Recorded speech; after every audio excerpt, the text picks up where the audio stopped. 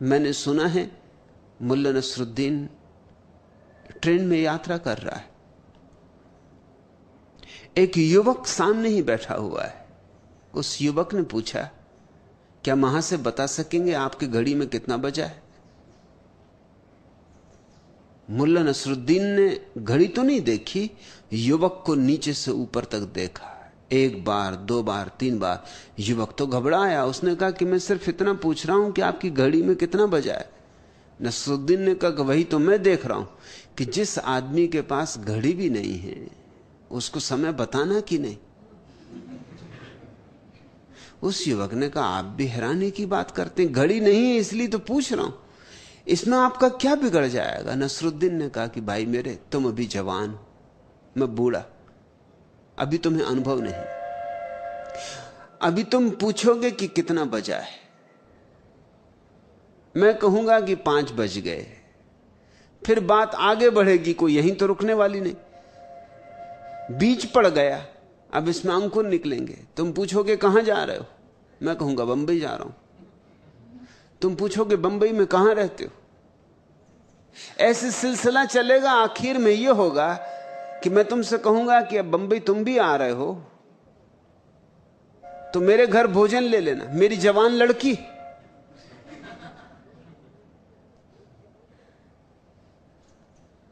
तुम एक दूसरे को देख के जरूर बातचीत में लग जाओगे, फिल्म देखने जाना चाहोगे और झंझटें शुरू होंगी। और आज नहीं कल तुम प्रस्ताव लेकर हाजिर हो जाओगे कि मुझे विवाह करना आपकी लड़की से। और मैं तुम्हें साफ कह देता हूं, अभी कह देता हूं कि जिस आदमी के पास घड़ी भी नहीं है उसके साथ मैं अपनी लड़की का विवाह नहीं कर सकता। हमें हंसी आती है, मगर ऐसे ही हमारा मन है। ऐसे ही तो तुम कितने जुगाड़ बिठाते रहते हो। देखोगे गौर से तो अपने मन पर भी हंसोगे। मन सेक चिल्ली है, वो दूर दूर की सोचता है, होनी अनहोनी न मालूम क्या क्या सोचता है। तुम जरा लौट के देखो, तुमने कितना जीवन भर में सोचा ऐसा हो वैसा हो, क्या हुआ, कितना उसमें से हुआ। 99% तो कभी हुआ नहीं, लेकिन उस 99% के लिए तुमने कितना समय गंवाया। और जो 1% हुआ उससे क्या हुआ। एक पागलखाने में एक मनोवैज्ञानिक अध्ययन करने आया है। वो पूछता है सुपरिंटेंडेंट से कि ये जो पहला आदमी कटघरे में बंद है और छाती पीट रहा है और हाथ में एक तस्वीर लिए हुए उसे चूमता है और छाती से लगाता है, इसे क्या हो गया है। उस सुपरिंटेंडेंट ने कहा, इसकी बड़ी दुख भरी कथा है। जिसकी ये तस्वीर लिए इस स्त्री को प्रेम करता था, विवाह करना चाहता था, लेकिन उस स्त्री ने इंकार कर दिया। तब से ये विक्षिप्त हो गया। बस उसकी तस्वीर ही अब इसका एकमात्र सहारा है। 24 घंटे उसी की धुन लगी। ये मजनू है, आधुनिक मजनू। लैला इसे मिली नहीं।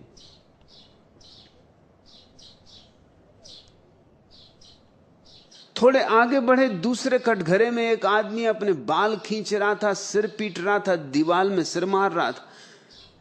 उस मनोवैज्ञानिक ने पूछा, इसे क्या हुआ। सुपरिंटेंडेंट ने कहा, आप न पूछते तो अच्छा था। इसने उस स्त्री से शादी की जिस स्त्री ने पहले आदमी को शादी करने से इंकार कर दिया था। जब से इसने शादी की तब से पागल हो गया। उस स्त्री ने इसे पगला दिया है। वो स्त्री इसकी जान खाए जा रही। एक विवाहित नहीं हुआ इसलिए रो रहा है, सिर पीट रहा है। एक विवाहित हो गया है इसलिए रो रहा है और सिर पीट रहा है। और ऐसा सारे जगत में घट रहा है। तुम पालोगे तो रोओगे। जिन्होंने पा लिया उनसे पूछो, उनकी आंखों में आंसू है। तुम नहीं पाओगे तो रोओगे, क्योंकि प्राणों में एक पीड़ा रह जाएगी, कुछ भी ना कर पाए। संसार का अर्थ ये वृक्ष, ये चांतारे, ये आकाश, ये सूरज, ये नदी, पहाड़, ये लोग, पशु पक्षी, यह नहीं है। तुम्हारे तथाकथित महात्मा तुम्हें यही समझाते रहते हैं कि यह जो फैलाव है यह संसार है। नहीं, यह फैलाव संसार नहीं है। तुम्हारे मन का जो फैलाव है, प्रपंच मन का, वह संसार है। उस संसार से मुक्त हुआ जा सकता है। असंभव सा लगेगा शुरू में कि कैसे अपने अतीत से मुक्त हो जाओ, लेकिन अतीत है क्या सिवाय स्मृतियों के ढेर के? राख है, अंगार भी तो नहीं बची। राख से मुक्त होने में ऐसा क्या असंभव है? राख को ढोना मूढ़ता है। राख से मुक्त हो जाना सहज सरल बात होनी चाहिए। जो बीता सो बीता, अब उसको पकड़ के कहां बैठे हो? तुम्हारे हाथ खाली हैं। हाथ खोलो और देखो, वह जा चुका है। अब तुम रो तो भी लौट नहीं सकता। अब तुम लाख परेशान हो तो भी उसे वापस नहीं ला सकते।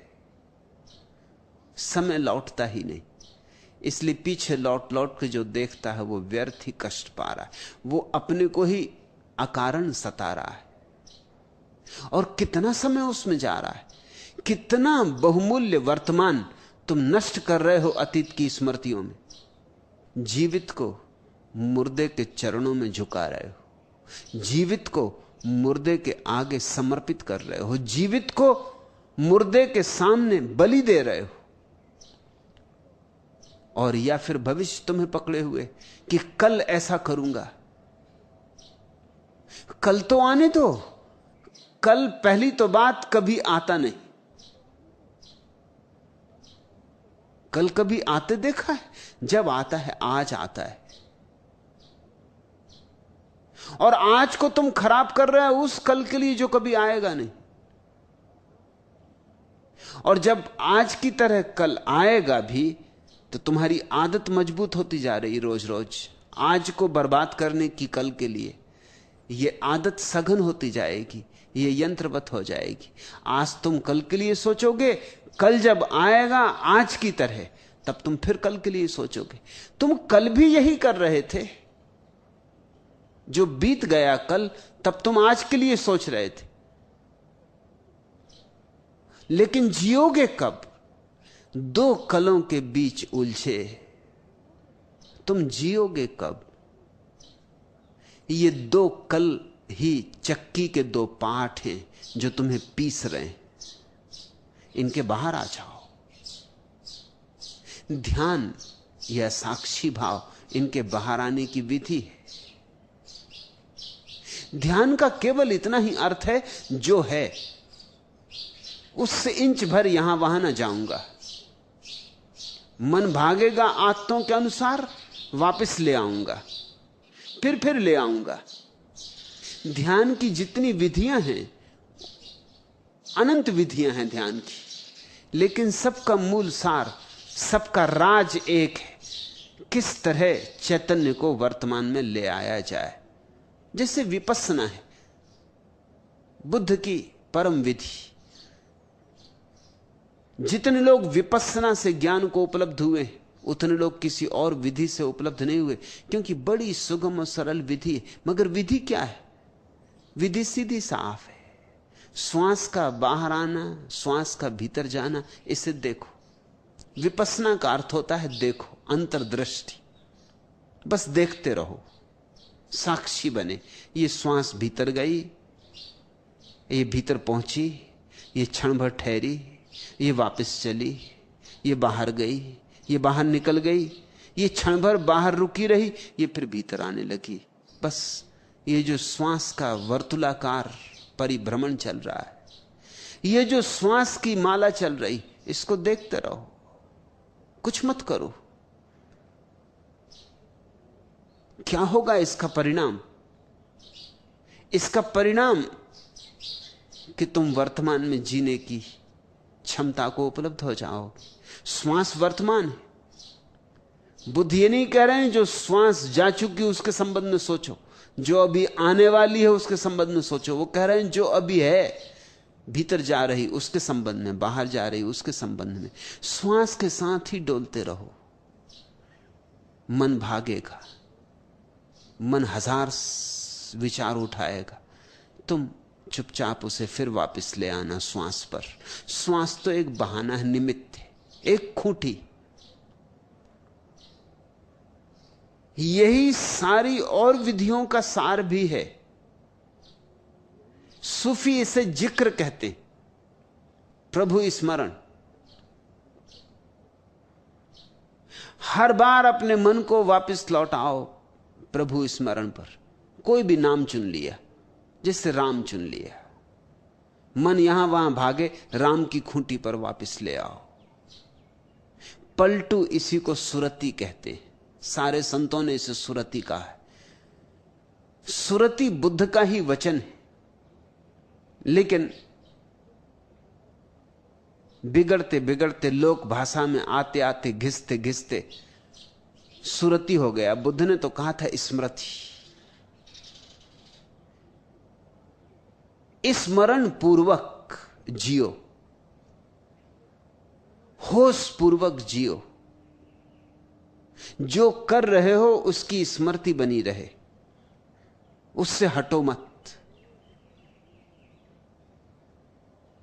संत कहते हैं सुरति, सूफी कहते हैं जिक्र, कृष्णमूर्ति कहते हैं अवेयरनेस, जागृति। महावीर ने कहा है विवेक, बोध। ये अलग अलग नाम है, मगर बात एक, सार एक, राज एक। अतीत और वर्तमान को जाने दो, वे हैं ही नहीं। तुम छायाओं को पकड़े बैठे हो, और छायाओं के कारण तुम माया में पड़े हो। छाया यानी माया, और दोनों छायाओं के बीच में सत्य मौजूद है। सत्य का द्वार खुला है। प्रभु मंदिर का द्वार वर्तमान में खुला है। वर्तमान में जिस दिन आ जाओगे, आने की प्रक्रिया का नाम ध्यान। आ गए, ठहर गए, उस अवस्था का नाम सन्यास। फिर तुम संसार में ऐसे रह सकोगे जैसे जल में कमल। आज प्रेम चैतन्य निश्चित असंभव सा लगता है, क्योंकि आज तो तुम्हें पता ही नहीं कि वर्तमान होता भी है। उन दो ने, अतीत और भविष्य ने, तुम्हारी सारी चेतना को घेर लिया है। धीरे धीरे वर्तमान के लिए तलाशो, खोजो। जो आज असंभव सा है, कल धीरे धीरे संभव हो जाएगा। एक दिन संभव हो जाएगा। हो तो आज ही सकता है संभव, अगर त्वरा हो, तीव्रता हो, समग्रता हो, आकांक्षा, अभिप्सा गहन हो तो सकता है अभी और यहीं। मुझे सुनते सुनते हो जाए। बहुतों को हुआ है, हो रहा है। सिर्फ सुनते सुनते धुन बंध जाती, भूल जाते हो कौन हो तुम, भूल जाते हो कल क्या होना है। यही सत्संग का अर्थ है। किसी के साथ बैठ के वर्तमान में हो जाना सत्संग है। धीरे धीरे तोड़ो जमीन, टूटेगी। जलधार को गिरते देखा है चट्टानों पर। चट्टानें बड़ी मजबूत मालूम पड़ती। पहले सोचोगे तो लगेगा असंभव है कि जलधार कभी चट्टानों को तोड़ पाएगी, लेकिन रसरी आवत जात है, सिल पर पड़त निशान।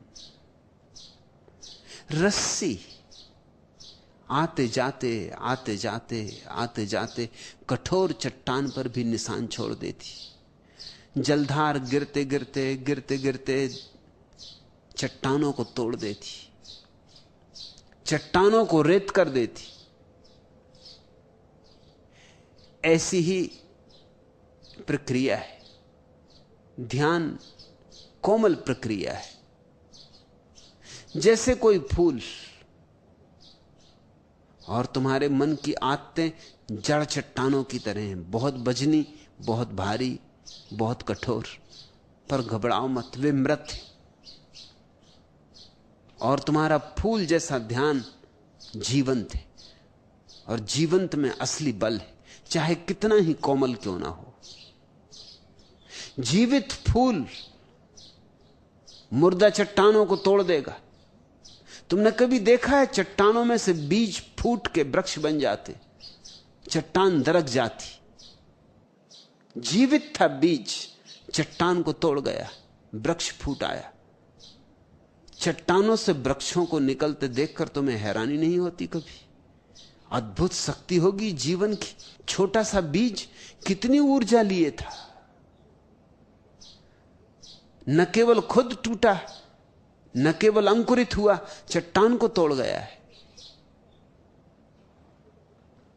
ऐसे ही आज जो बीज की तरह है ध्यान, कल वृक्ष बनेगा। उसमें फूल भी आएंगे और फल भी आएंगे, महक सुगंध भी उठेगी। चिंता ना लो।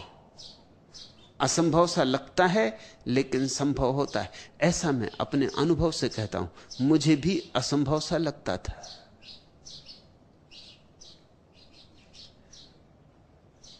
वर्षों असंभव सा ही लगता रहा,